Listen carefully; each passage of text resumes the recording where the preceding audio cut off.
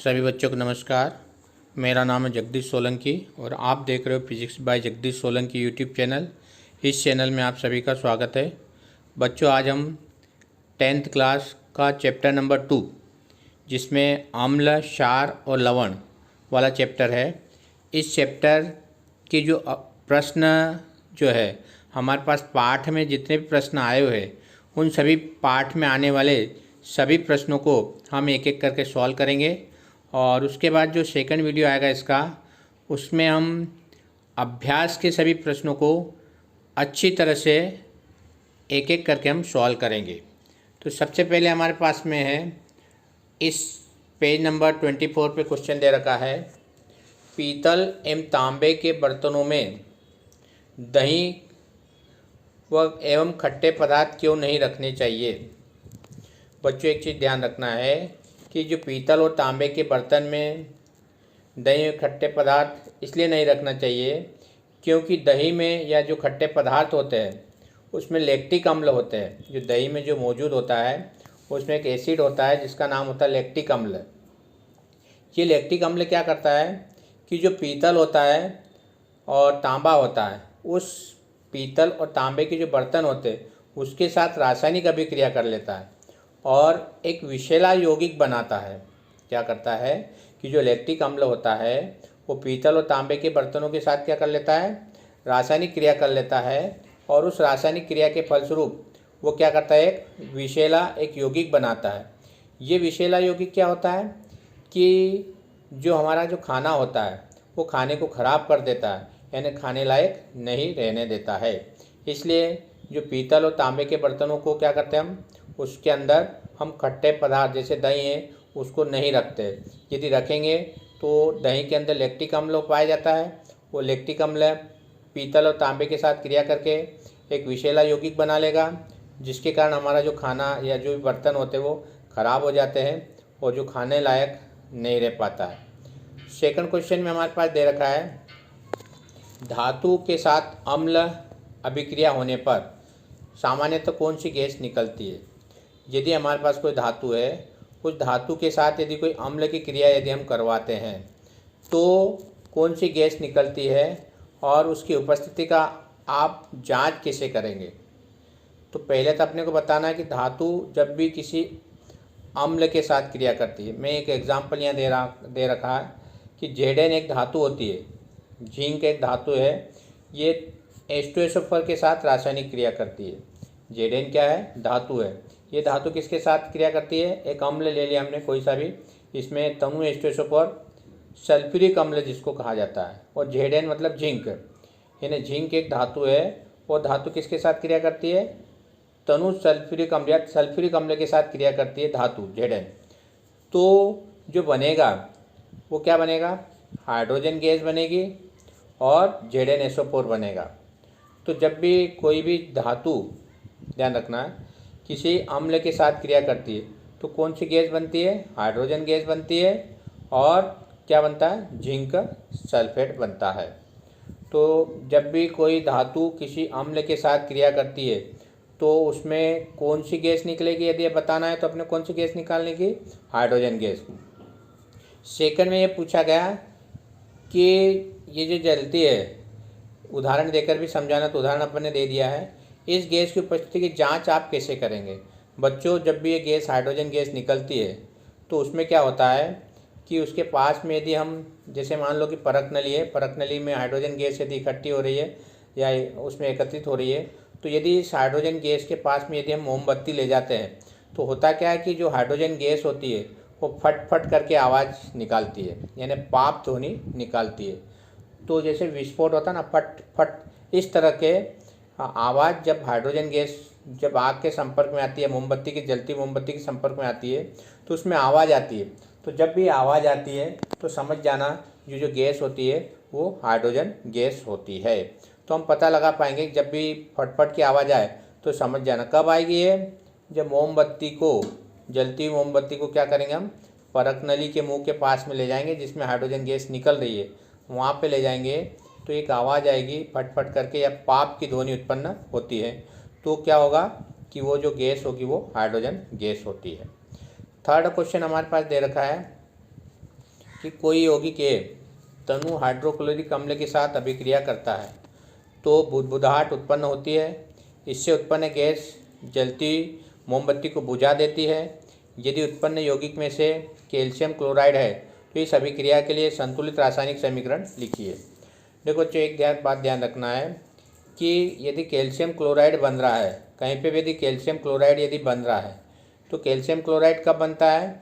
जब calcium carbonate जो कि सॉलिड होता है, इस कैल्शियम कार्बोनेट पर, जिसको हम चूना बोलते हैं, पर HCl मतलब हाइड्रोक्लोरिक अम्ल, एक्वस मतलब जली विलयन की क्रिया करवाते हैं तो कैल्शियम क्लोराइड बनता है।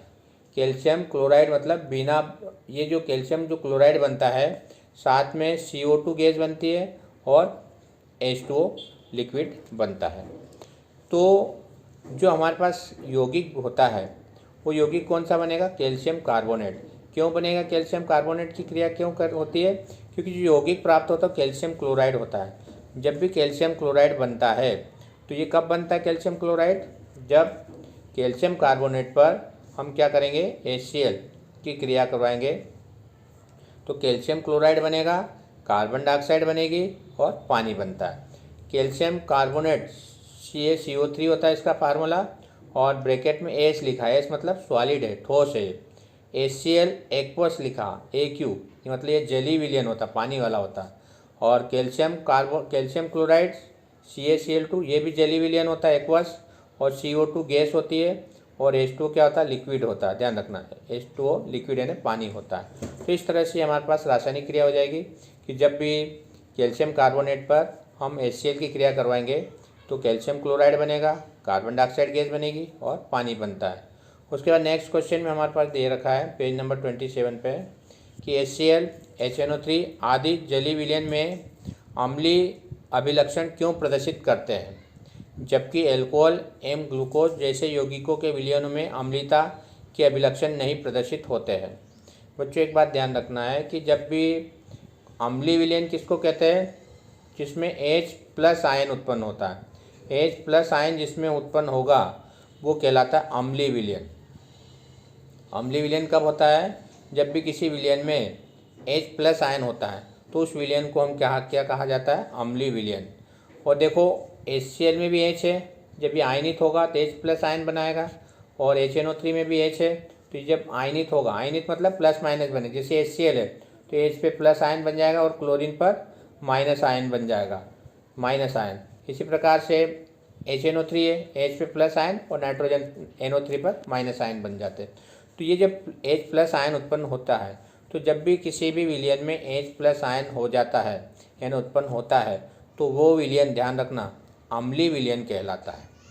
तो देखो दोनों में HCl और HNO3 दोनों में H+ आयन होते हैं, इसलिए इनकी जो प्रकृति होती है वो अम्लीय प्रकृति होती है। जबकि एल्कोहल और ग्लूकोज, एल्कोहल में OH आयन होते हैं, ध्यान रखना, एल्कोहल मतलब OH, और ग्लूकोज में भी OH आयन होते हैं, मतलब H+ आयन नहीं होते दोनों में, ध्यान रखना। इन दोनों में क्या होता है? OH आयन या H+ आयन नहीं होते, OH आयन होते हैं। तो जब भी OH आयन होंगे तो उसकी जो प्रकृति होती है वो क्षारीय होती है, अम्लीय नहीं होती है। इसलिए जो ग्लूकोज, एल्कोहल और ग्लूकोज होते हैं ये अम्ल नहीं प्रदर्शित करते। क्यों नहीं करते हैं? क्योंकि इसमें H+ आयन उपस्थित नहीं होते हैं, इसलिए ये अम्ल की प्रकृति प्रदर्शित नहीं करते हैं। अम्ल की प्रकृति केवल वही विलयन करते हैं जिसमें H+ आयन उपस्थित होते हैं, ध्यान रखना। तो H+ वाले विलयन ही अम्लीय प्रकृति को प्रदर्शित करेंगे। उसके बाद नेक्स्ट क्वेश्चन हमारे पास में है कि अम्ल का जलीय विलयन क्यों विद्युत का चालन करता है।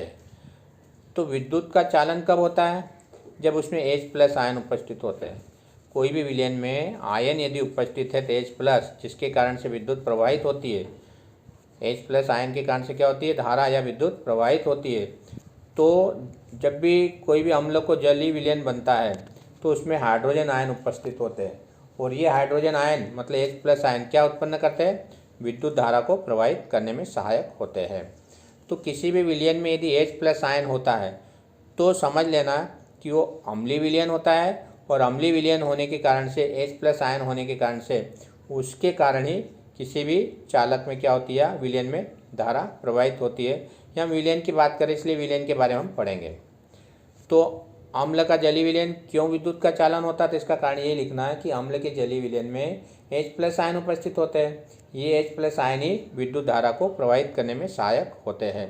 इसलिए H+ आयन के कारण से अम्ल में क्या होता है, जलीय विलयन में विद्युत का प्रवाह होता है। नेक्स्ट क्वेश्चन हमारे पास में है, शुष्क हाइड्रोक्लोरिक गैस और शुष्क लिटमस के पत्र के रंग को क्यों नहीं बदलती है। बच्चों ये बहुत अच्छा क्वेश्चन है कि जब शुष्क हाइड्रोक्लोरिक अम्ल होता है और शुष्क लिटमस का पत्र होता है, ये रंग को नहीं बदलते, क्यों? मतलब हाइड्रोक्लोरिक अम्ल मतलब H+ आयन होते हैं इसमें HCl में, ये शुष्क के साथ क्रिया क्यों नहीं करते? शुष्क लिटमस, देखो बच्चों, कोई सी भी गैस हो या कोई सा पदार्थ और अम्ल होता है, उसमें जब तक H+ आयन उत्पन्न नहीं होते हैं जली, और H+ आयन कब उत्पन्न होता है, जब विलयन कैसा होना चाहिए, जलीय विलयन होना चाहिए, जल में विलयन होना चाहिए। शुष्क में तो कोई विलयन बनता ही नहीं। तो जब भी लिटमस का रंग नहीं बदलने का कारण यही है कि जल की अनुपस्थिति में, जब भी जल नहीं होगा तो H+ आयन उत्पन्न नहीं होते हैं।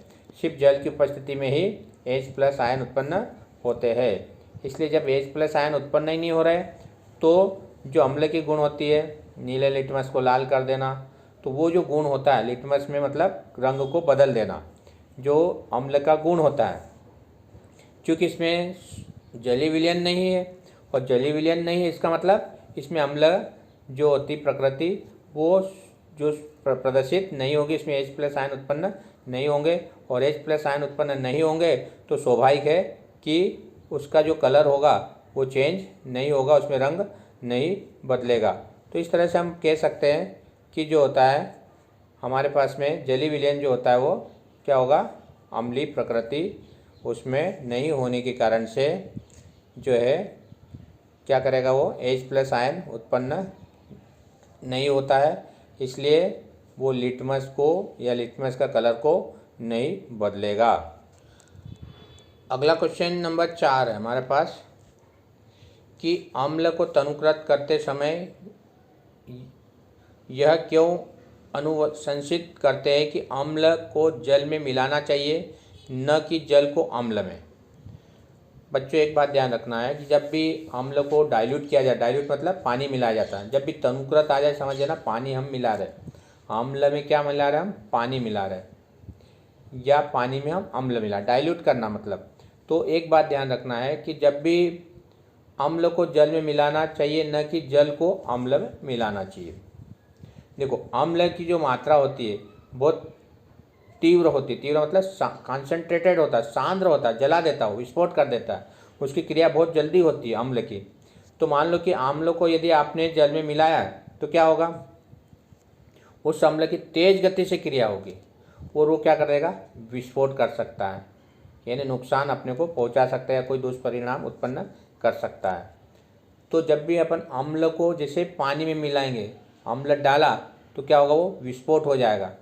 और यदि पानी को यदि हम अम्ल में मिलाएंगे तो पानी धीरे धीरे मिलाएंगे तो क्या होगा, वो जो है मात्रा जो होगी वो विस्फोट नहीं कर पाएगी। इसलिए ध्यान रखना है कि जब भी इस तरह का कोई अम्ल को अपन डाइल्यूट करते मतलब पानी मिलाते, तो अम्ल में क्या करते हैं, हम क्या करेंगे, अम्ल की जल को मिलाना चाहिए, न कि जल को अम्ल, क्योंकि जल को सांद्रक अम्ल से मिलाने से वह तीव्र अभिक्रिया कर विस्फोट करता है और कई दुष्परिणाम हो सकते हैं, मतलब आग लग सकती है और अन्य कोई भी दुष्परिणाम हो सकता है, जल सकते हैं। इसलिए हमें कभी भी जल को अम्ल में नहीं मिलाना चाहिए, यानी अम्ल को जल में मिलाना चाहिए, मतलब अम्ल को धीरे धीरे कहाँ मिलाना चाहिए, अपने को जल में मिलाना चाहिए। अम्ल की बोतल लेंगे, उस अम्ल को हम पानी में धीरे धीरे मिलाते जाएंगे, पानी को एकदम से डालेंगे तो क्या होगा, विस्फोट हो जाएगा अम्ल के अंदर, क्योंकि वो कंसनट्रेटेड होता है, तीव्र होता है, उसकी रासायनिक क्रिया बहुत तेज़ गति से होती है, तो क्या कर सकता है, विस्फोट कर सकता है। जैसे हम पानी डालेंगे अम्ल में तो विस्फोट कर देगा, और यदि मान लो कि अम्ल को हमने धीरे धीरे पानी में डाला तो क्या होगा, विस्फोट नहीं होगा और उसमें वो मिल जाएगा। इसलिए हमेशा ध्यान रखना है कि अम्ल को जल में मिलाना चाहिए, न कि जल को अम्ल में मिलाना चाहिए। अगला क्वेश्चन हमारे पास में है, अम्ल के विलयन को तनुकृत करते समय हाइड्रोनियम आयन H3O+ आयन की सांद्रता कैसे प्रभावित होगी। देखो बच्चों, जब भी हम तनुकृत करते हैं मतलब पानी मिलाते हैं, उसको डाइल्यूट करते हैं, है ना, तनुकृत बोलते हैं उसको, डाइल्यूट करते हैं, पानी मिलाएंगे, H+ आयन उसमें हम मिलाते हैं, पानी मिलाते हैं। तो जब भी हम मतलब उसको अम्ल जो रहता है, अम्ल तेज रहता है, उसमें हम पानी मिलाएंगे तो H+ आयनों की संख्या क्या हो जाएगी, कम हो जाएगी, उसकी सांद्रता क्या हो जाएगी, कम हो जाएगी। तो जब भी इस तरह से अम्ल में पानी मिलाते हैं तो HCl में H+ आयन जो होंगे वो धीरे धीरे उसकी सांद्रता, कंसंट्रेशन क्या होता जाएगा, कम होता जाएगा। इसलिए जब भी जो H3O आयन है उसकी सांद्रता भी क्या होगी, प्रभावित होगी, और प्रति इकाई आयतन में उसकी क्या होती जाएगी, कमी होती जाएगी। तो जब भी अम्ल को विलयन में यदि हम डाइल्यूट करते हैं तो H3+ आयनों की जो सांद्रता होगी वो क्या होती जाएगी, कम होती जाएगी। नेक्स्ट क्वेश्चन हमारे पास, जब सोडियम हाइड्रोक्साइड विलयन में अधिक क्षारक मिलाते तो हाइड्रोक्साइड आयन OH की सांद्रता कैसे प्रभावित होगी। सोडियम हाइड्रोक्साइड क्या होता है, क्षार होता है NaOH, ये सोडियम हाइड्रोक्साइड होता है NaOH। इसमें क्या मिला रहे हम, क्षार मिला रहे, क्षारक मिला रहे, इन्हें हाइड्रो ऑक्साइड आयन मिला रहे। हाइड्रो ऑक्साइड आयन भी क्या होता है, क्षार होता है। तो जब क्षार में क्षार मिलाएंगे तो उसकी सांद्रता क्या हो जाएगी, बढ़ जाएगी। तो क्योंकि अधिक क्षारीय प्रकृति हो जाएगी उसकी ओर, क्यों, क्योंकि पहले से ही क्षार है और उसमें OH और मिला रहे हम, तो ऐसी स्थिति में OH भी क्या है, प्रकृति, क्षारीय प्रकृति होती है। जब OH होता है तो उसको हम क्षारीय प्रकृति बोलते हैं, और H+ आयन होता है तो उसको हम अम्लीय प्रकृति बोलते हैं। तो जब ये मिलाएंगे क्षार तो क्या हो जाएगा, NaOH की प्रकृति क्या हो जाएगी, हाइड्रोक्साइड आयन की सांद्रता क्या हो जाएगी, बढ़ जाती है, कंसंट्रेशन बढ़ जाएगा। नेक्स्ट क्वेश्चन है, आपके पास दो विलयन A और B है। विलयन A के pH का मान 6 है एवं विलयन B के pH का मान जो है वो 8 है। किस विलयन में हाइड्रोजन आयन की सांद्रता अधिक है और कौन सा अम्लीय तथा कौन सा क्षारीय, ये बताना अपने को। देखो बच्चों, pH मान जो होता है उससे अपने को ये पता लगता है कि कौन सा विलयन अम्लीय होगा, कौन सा विलयन क्षारीय होगा और कौन सा उदासीन होगा। तो एक चीज़ ध्यान रखना है कि pH का मान यदि 7 के बराबर है, pH का मान यदि 7 के बराबर है, 7, यदि 7 है तो जो विलयन होता है वो उदासीन होता है। pH का मान क्या होता है, 7 से बराबर है, 7 के बराबर हो तो वो विलयन क्या कहलाता है, उदासीन कहलाता है। और pH का मान यदि 7 से कम है, pH का मान यदि 7 से कम है तो वो विलयन अम्लीय कहलाता है। ये अम्लीय विलयन कहलाएगा, अम्लीय। कब अम्लीय कब होगा, जब pH का मान 7 से कम होगा तब। और जब pH का मान 7 से अधिक होगा तो विलयन क्या कहलाएगा, क्षारीय विलयन कहलाता है। जब 7 से अधिक है तो क्षारीय कहलाएगा, क्षारीय, और 7 से कम है तो वो अम्लीय कहलाएगा, और यदि 7 के बराबर है तो वो उदासीन कहलाता। तीनों मान अपने को ध्यान रखना चाहिए कि अम्लीय का मतलब 7 से कम pH का मान, क्षारीय का मतलब pH का मान 7 से अधिक, और उदासीन का मतलब 7। तो यहाँ पर देखो A का pH मान कितना दे रखा, 6 है, मतलब कौन सा विलयन होना चाहिए, 7 से कम है pH का मान, तो कौन सा विलयन होगा, अम्लीय विलयन होगा। तो A क्या आएगा, अम्लीय विलयन होगा। और B का मान दे रखा 8, वो 7 से अधिक है, तो B कौन सा विलयन होगा, क्षारीय विलयन होगा। अब अपने को ये बताना है कि किस विलयन में हाइड्रोजन आयन की सांद्रता अधिक होगी। देखो बच्चों, हाइड्रोजन आयन की जो सांद्रता का जो सूत्र होता है H+ आयन, इसको सांद्रता कहता है हाइड्रोजन आयन, 10 की घात माइनस pH के बराबर होता है, 10 की घात माइनस pH। अब देखो 10 की घात pH का मान कितना दे रखा, -6 दे रखा, तो इस pH की जगह क्या लिखेंगे, हम 6 लिख देंगे A विलयन के लिए, तो 10 की घात -6 हो गया। और B विलयन के लिए 10 की घात -8 लिखना pH की जगह, pH की जगह कितना रखेंगे, 10 की घात -8, इसका मोल प्रति लीटर मान होता है सांद्रता का। अब देखो कौन सा बड़ा है, 10 की घात -6 की 10 की घात -8, तो यहाँ पर 10 की घात -6 बड़ा है। एक चीज़ ध्यान रखना, माइनस में जो संख्या होती है वो छोटी संख्या बड़ी होती है। यहाँ ऐसा नहीं कि 10 की घात -8 बड़ा हो गया, 10 की घात -6 बड़ा है।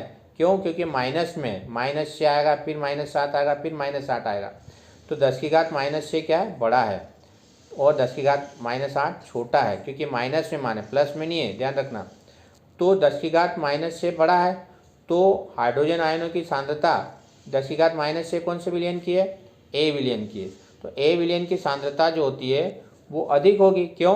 क्योंकि उसका मान 10 की घात -6 जो कि अधिक है, क्योंकि सांद्रता का जो सूत्र होता है वो H+ = 10 की घात -pH होता है। और pH का मान -6 दे रखा ए के लिए, और बी के लिए pH का मान -8 दे रखा। इन दोनों से यदि हम तुलना करते हैं तो पहले वाला विलयन 10 की घात -6 ज़्यादा आता है, इसलिए ए विलयन की सांद्रता क्या होगी? अधिक होगी। तो सांद्रता का फार्मूला ध्यान रखना, H+ = 10 की घात -pH। pH का मान ज़्यादा है तो H का मान भी, सांद्रता भी ज़्यादा होगी।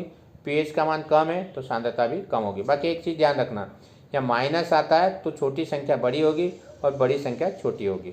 इस बात को यहाँ नोट कर लेना। नेक्स्ट क्वेश्चन, हाइड्रोजन आयन की सांद्रता का विलयन की प्रकृति पर क्या प्रभाव पड़ता है? H+ आयन की सांद्रता का विलयन की प्रकृति पर क्या प्रभाव पड़ेगा?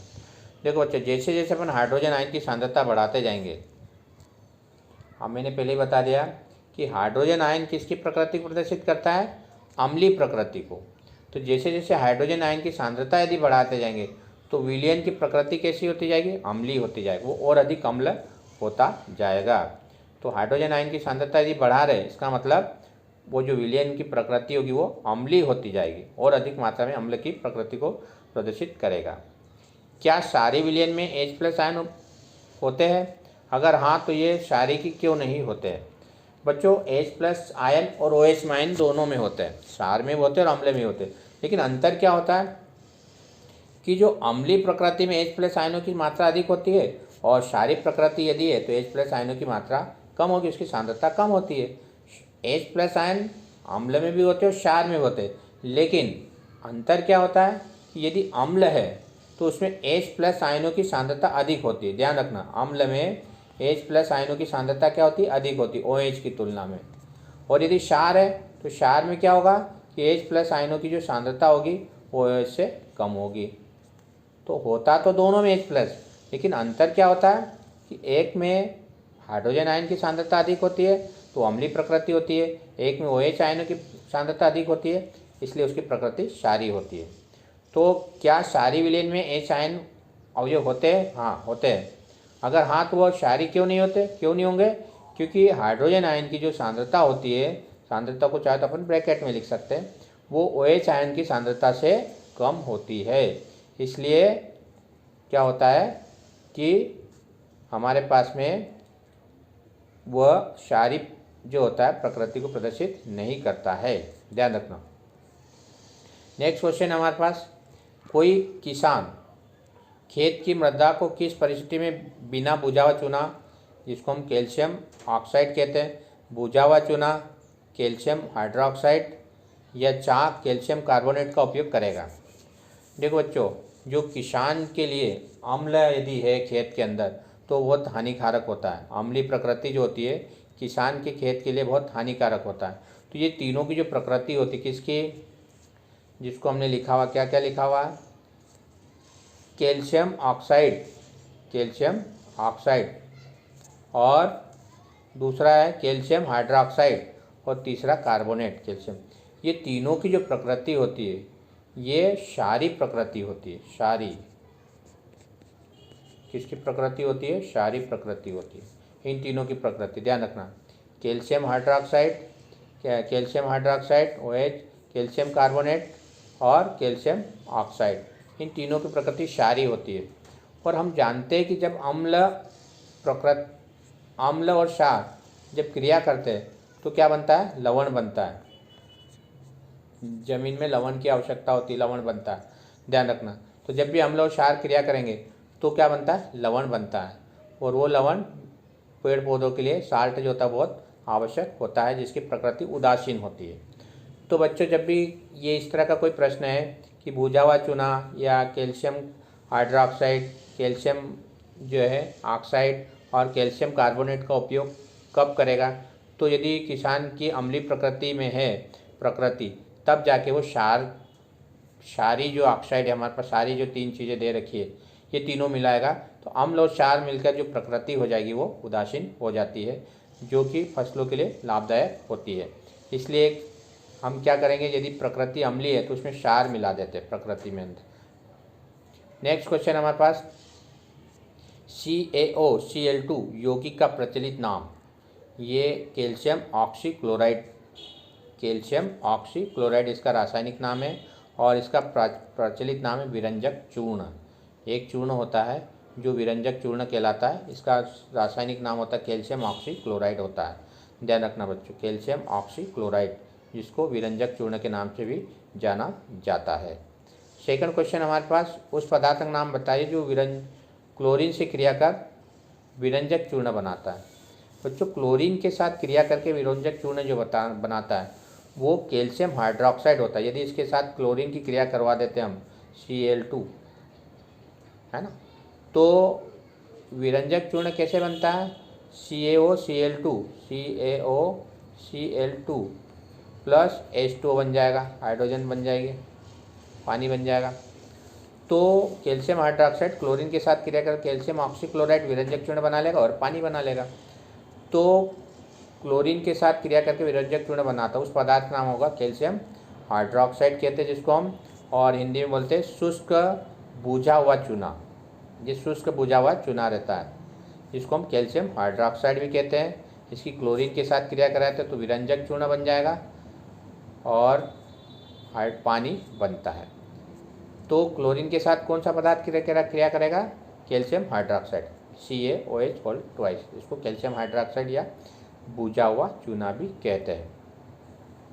कठोर जल को मृदु करने के लिए, जो कठोर पानी होता है जिससे अपन कपड़े धोते हैं, धोने से धुलते नहीं, साफ नहीं होते, उसको मृदु करने के लिए, उसको नरम करने के लिए सोडियम यौगिक का उपयोग किया जाता है। क्यों, है ना, देखो बच्चों, सोडियम जो यौगिक होता है कठोर जल को क्या कर देता है, मृदु करने के लिए सोडियम कार्बोनेट, जिसे धावन का सोडा कहते हैं, Na2CO3, सोडियम जो कार्बोनेट होता है उसको धोने के रूप में अपन उपयोग करते हैं और वो क्या करता है, कठोर जल को मृदु कर देता है, जिससे जो कपड़े होते हैं वो आसानी से साफ हो जाते हैं। और जो है हम सोडियम कार्बोनेट के लिए इसका उपयोग करेंगे, सोडियम कार्बोनेट का उपयोग हम करेंगे। क्यों किया जाता है, तो उसका कारण ये लिखना कि जो कठोर जल होता है उससे कपड़े साफ नहीं होते हैं, तो उसको थोड़ा मृदु करने के लिए उसमें यदि सोडियम कार्बोनेट यदि मिला देते तो पानी थोड़ा मृदु होता है, सॉफ्ट हो जाता है, जिसके कारण जो कपड़े होते हैं बहुत अच्छी तरह से साफ हो जाते हैं। उसके बाद हमारे पास अगला क्वेश्चन है हमारे पास कि सोडियम हाइड्रोजन कार्बोनेट के विलयन को गर्म करने पर क्या होगा। इस अभिक्रिया के रासायनिक समीकरण लिखिए। सोडियम हाइड्रोजन कार्बोनेट, जिसको सोडियम बाइकार्बोनेट भी कहा जाता है, सोडियम हाइड्रोजन कार्बोनेट या सोडियम बाइकार्बोनेट भी कहते हैं। तो बच्चों, सोडियम बाइकार्बोनेट या सोडियम हाइड्रोजन कार्बोनेट को यदि अपन हीट करते, गर्म करते हैं, तो सोडियम कार्बोनेट बनता है, Na2CO3, पानी बनता है और कार्बन डाइऑक्साइड गैस बनती है। तो जब भी सोडियम कार्बोनेट को हम गर्म करेंगे, सोडियम बाइकार्बोनेट को, NaHCO3 या सोडियम हाइड्रोजन कार्बोनेट भी कहते हैं इसको हम गर्म करते हैं तो सोडियम कार्बोनेट बनेगा, Na2CO3 सोडियम कार्बोनेट का सूत्र ध्यान रखना, सोडियम कार्बोनेट कार्बोनेट का सूत्र ये सोडियम कार्बोनेट का, H2O पानी है और CO2 क्या हमारे पास कार्बन डाइऑक्साइड होती है। तो ये 3 चीज़ें बनती है, सोडियम कार्बोनेट बनता है, पानी बनता है और कार्बन। आखिरी प्रश्न है, प्लास्टर ऑफ पेरिस के जल के साथ अभिक्रिया के लिए समीकरण लिखिए। जो प्लास्टर ऑफ पेरिस होता है उसके जल के साथ अभिक्रिया का समीकरण अपने को लिखना है। तो प्लास्टर ऑफ पेरिस जो होता है CaSO4 और हाफ H2 होता है, ये हाफ एंड 1.5 H2O के साथ क्रिया करता है तो CaSO4 और 2 H2O बनता है, जिसको हम जिप्सम बोलते हैं। तो प्लास्टर ऑफ पेरिस जो है हाइड्रोजन पानी के साथ क्रिया करता है और जिप्सम बनाता है। तो ये इसकी रासायनिक क्रिया हो जाएगी। तो अपने को प्लास्टर ऑफ पेरिस जो कि हड्डियों को जोड़ने के काम में आता है, उपयोग किया जाता है और पेरिस में अधिकांश मात्रा में पाया जाता है, इसलिए इसको प्लास्टर ऑफ पेरिस के नाम से भी जाना जाता है।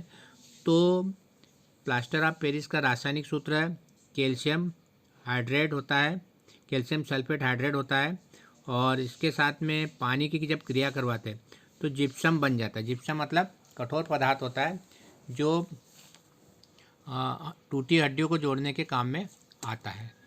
तो ये हमारे पास था पार्ट के अंतर्गत आने वाले जितने प्रश्न उनको हम सॉल्व किया है। अब हम अगला जो वीडियो लेके आएंगे अभ्यास के जो प्रश्न हैं उन सभी प्रश्नों को हम अच्छी तरह से एक एक करके हम सॉल्व करेंगे। यदि वीडियो आपको अच्छा लगता है तो आप इस चैनल को सब्सक्राइब करें, अपने दोस्तों के साथ वीडियो को शेयर करें और बेल आइकन के बटन को प्रेस करें ताकि आने वाली वीडियो की नोटिफिकेशन आप तक पहुंच जाए।